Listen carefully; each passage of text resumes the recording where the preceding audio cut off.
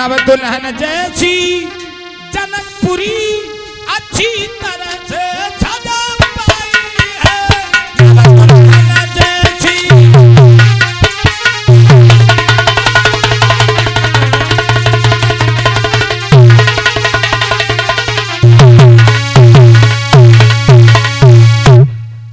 जनकपुरी सजाई गई है। जैसे ही पहुंचे हैं विश्वामित्र राम लक्ष्मण को लेकर के स्वयंवर जहां पर है, देश विदेश के राजागण आए हैं स्वयंवर में भाग लेने के लिए।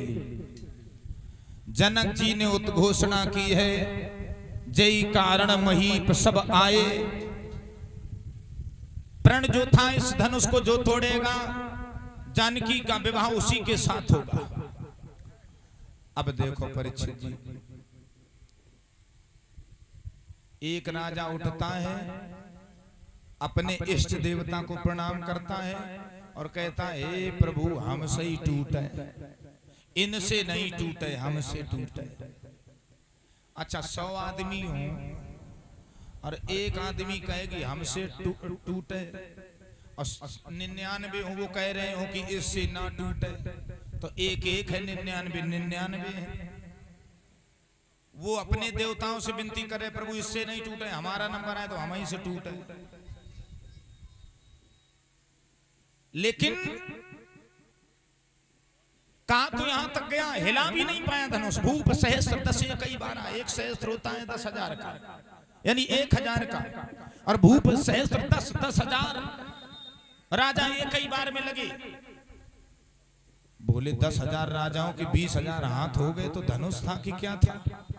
तो ब्रह्मभंजनी रामायण में प्रमाण आता है कि धनुष में ऐसी शक्ति थी कि धनुष बढ़ता जाता था। अब जब धनुष किसी से नहीं टूटा,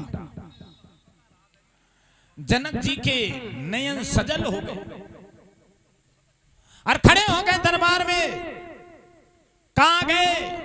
भृगु संहिता के प्रकांड विद्वान विप्र ब्राह्मण, जिन्होंने इस मंजू महोत्सव का, स्वयंवर का शुभ ये दिन निकाला था। कहां गए? अष्टावक्र शतानंद चिल्लाने लगे और कहा है कि समझ गया, उठाऊ आस निज निज गिरे जाहू, लिखा न भाग भय देई विबाहू। ये जितने राजा बैठे हैं ये वीर नहीं है, कायर है, कायर। और जनक जी ने एक बात कही है,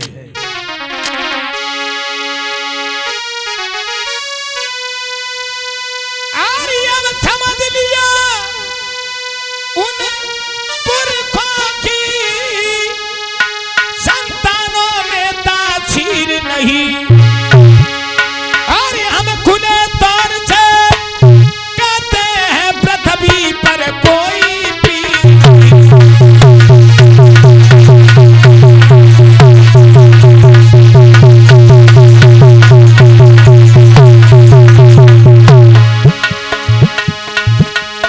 समझ लिया, सबके सब कायर है।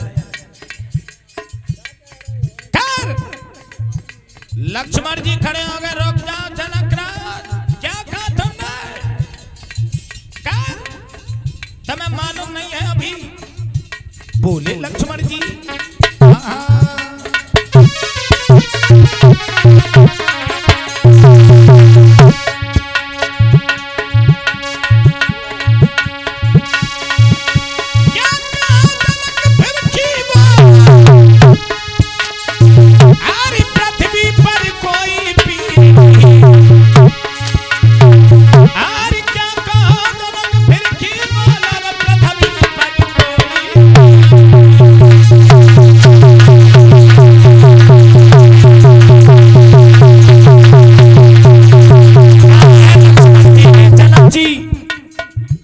यदि आज्ञा गुरु की पाई जाऊं तो ब्रह्मांड को अभय हिलाई डालूं और सूरज चांद को निगली जाऊं, अरियम को खाकी मिलाई डालूं।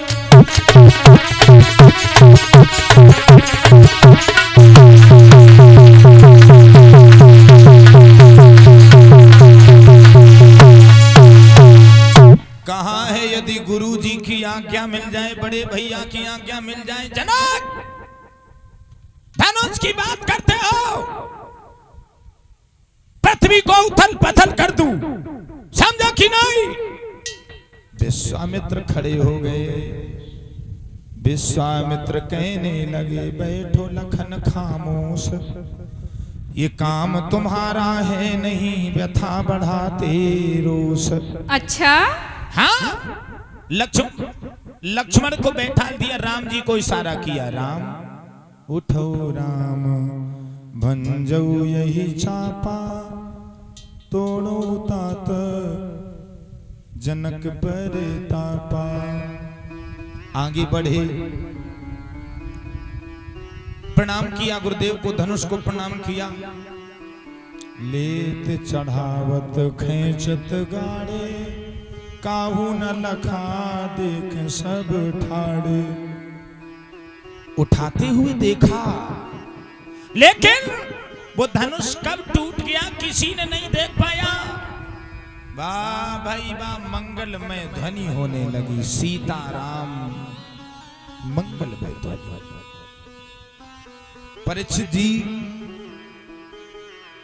वरमाला लेकर के जब जानकी जी बड़ी है तो राम जी हैं बड़े और जानकी थोड़ी छोटी है, तो गर्दन तक नहीं पहुंच पा। तो एक बोली, अब का ठाड़ी रहे हो, एक काम करो ना, अरे सखियां बुलाई के मन मुस्काई के और डालो सीता जी जयमाला, बरमाला जयमाला डालो सीता जी, बरमाला डालो सीता जी जयमाला।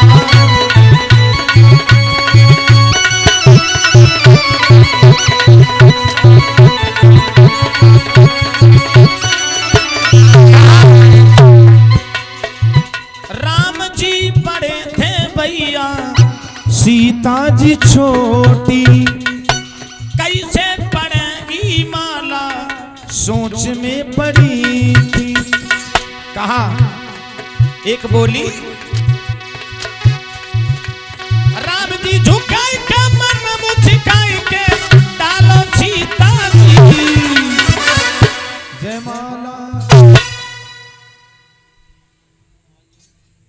अब शादी नहीं में बरमाला ही पड़ रही है, 2-3 दिन बाद प्रसाद भी मिलेगा। हाँ, निमंत्रण है सभी का, दावत। अभी ताली बजा लो, ऐसे ही नहीं बैठे रहो।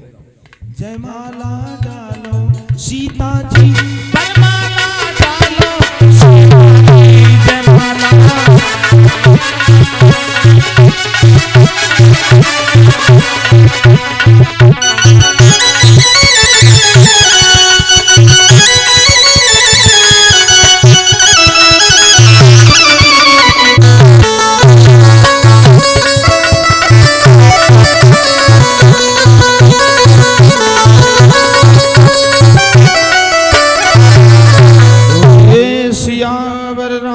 रामचंद्र की। अच्छा, महाराज बरमाला पड़ी। अब थोड़ी देर देख ले, परशुराम संवाद की हो, ज्यादा नहीं। वाल्मीकि रामायण में परशुराम कहाँ मिले हैं? यहां नहीं मिले। जब राम जी जा रहे तो रास्ते में मिले, लेकिन तुलसीदास बाबा ने सोचा कि वन में मोर नाचा देखा किसने, परशुराम को तो यहाँ आना चाहिए था।